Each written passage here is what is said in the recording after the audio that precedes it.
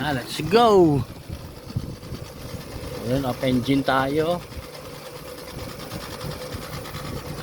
Naka-off yan. Naka-off din yung ating gas para medyo tipid.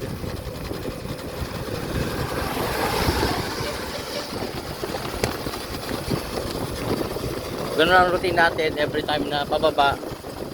Ayan, off engine tayo. Ito yung matarik dito sa may Jerabasin. So, off engine tayo dito. Grabe, ungol ni tatay. Ito kasi matarik to.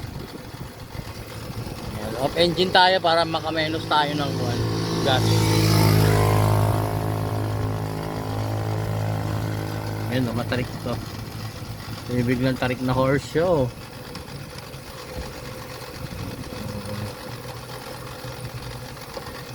Make sure lang na malakas yung preno kasi yan, grabe yan. Yung tarik na dito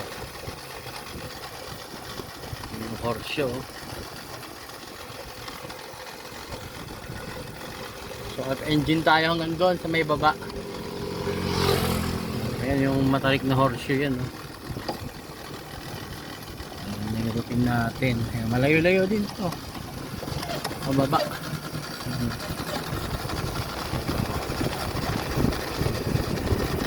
Off engine tayo. Nice.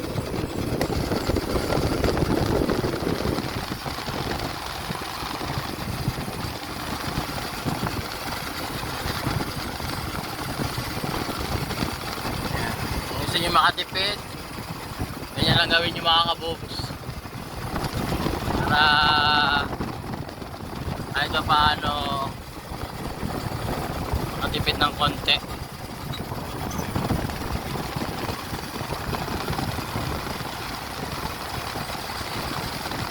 Ayan, so nakababa na tayo sa matarik na bundok. Hintayin na lang natin huminto itong motor bago tayo mag start ng ating engine. Nakabuksan, i-on yung gas. Malayo-layo dito, aabutin pa yung pinakamalast na ano. Makababa pa tayo dyan, nandun pa tayo sa may mga 500 meters pa yan. Ayan o, kaya pa yan, yun, maabot. Alright, so naka free wheel tayo, diretso. Yay! Diba? Oo. Layo-layo din.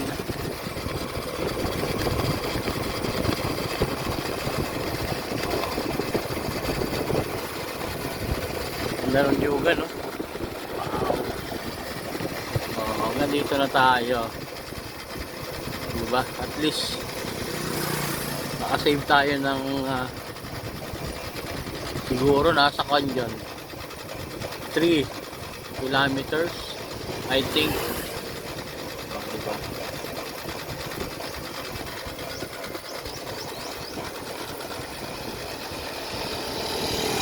Yay! Safe tayo nakababa. Ayun pa, abot pa yata doon sa kabila. Abot pa yata doon. Ayun, abot pa nga. May pabulusok pa rito. Oh. Yay! Abot pa. Ayun. Ayun. Sayang din kasi. Ayun, sayang din. Pabulusok pa to. Abot pa tayo hanggang sa may isang poste ng Aurelco. Malaking pakinabang. Hindi tayo nag-on ng engine.